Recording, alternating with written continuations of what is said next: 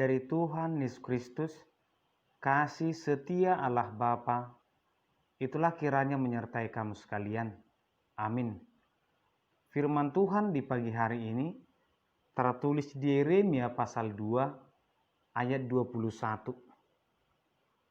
Namun aku telah membuat engkau sebagai pokok anggur pilihan, sebagai benih yang sungguh murni. Betapa engkau berubah menjadi pohon berbau busuk, pohon anggur liar. Demikian firman Tuhan. Selamat pagi dan salam sejahtera untuk kita semua. Bapak Ibu saudara terkasih, dalam Injil Matius ada kalimat ataupun perkataan Yesus tentang sesuatu benda yang tidak berguna, yaitu garam yang menjadi tawar. Jika garam itu tidak asin lagi, tidak bisa lagi digunakan, dia hanya dibuang dan diinjak orang. Ketika sesuatu itu kehilangan jati dirinya, maka dia tidak akan berguna bagi yang lain. Itulah gambaran tentang garam bagi kehidupan manusia. Tetapi ternyata di atas itu masih ada juga sesuatu itu ketika kehilangan jati dirinya, dia tidak hanya tidak berguna, tetapi dia bisa menjadi penyakit bagi orang lain. Ketika makanan itu menjadi racun, maka itu akan mengganggu orang lain.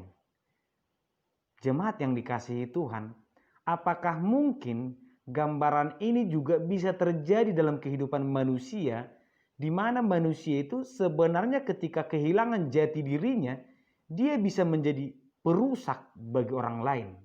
Dalam firman Tuhan ini, Allah berfirman melalui Yeremia bahwa manusia itu diciptakan dengan baik.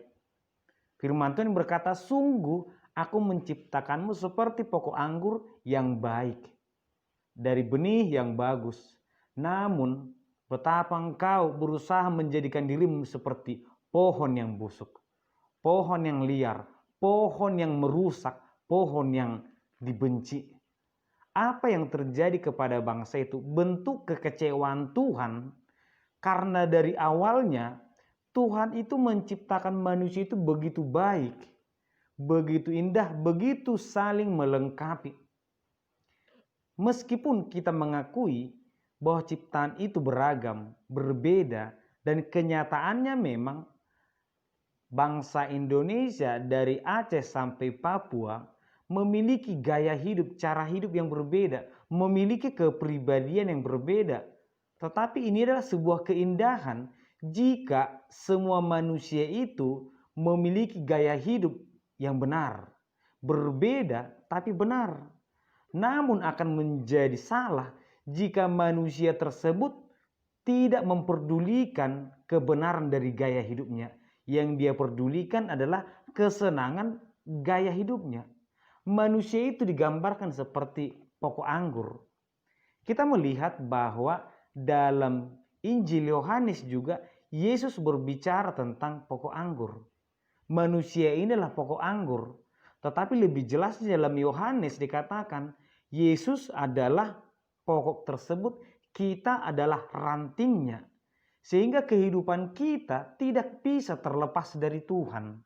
Ketika kita terlepas, maka kita tidak akan menjadi apa-apa. Kita akan menjadi ranting yang mati. Kita akan menjadi ranting yang akan dibakar. Mungkin jadi ataupun yang terjadi kepada bangsa itu adalah ketika mereka berusaha untuk melepaskan diri dari Tuhan yang menurut mereka itu jauh lebih baik. Kita melihat kebaikan Tuhan di sini bahwa Tuhan tidak menciptakan manusia itu seperti robot. Bahwa jalan hidupmu harus seperti ini. Bahwa kamu harus melakukan A, B, dan C. Tetapi Tuhan memberikan kebebasan kepada manusia itu. Yang pastinya kebebasan untuk berbuat baik di dalam nama Tuhan.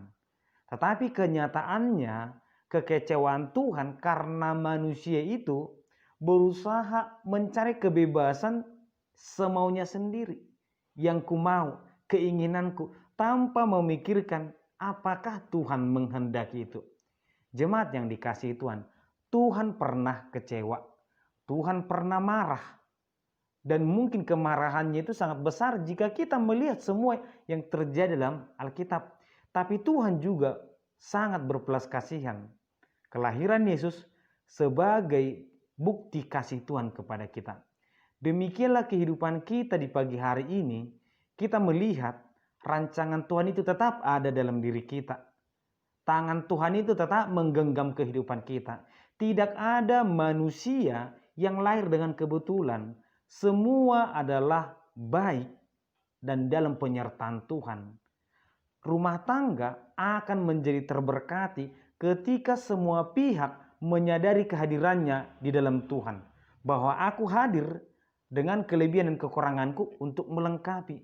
Kelompok atau persekutuan akan menjadi sumber berkat atau terberkati ketika semua pihak meyakini, mengimani kehadirannya sebagai sumber kebaikan bagi orang lain, sebagai sumber kebebasan untuk memberikan kebaikan kepada orang lain.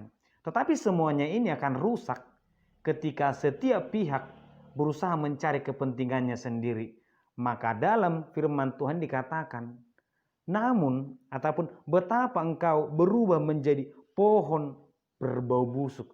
Pohon yang berbau busuk, pohon anggur tidak akan pernah diperlukan lagi, akan dibuang, akan dibakar, akan mengganggu kehidupan sesamanya. Tetapi kita yang mendengar firman Tuhan di pagi hari ini, kita berharga di mata Tuhan, kita bebas untuk berbuat baik. Mari jaga berkat Tuhan sampai akhirnya kita meninggalkan dunia ini.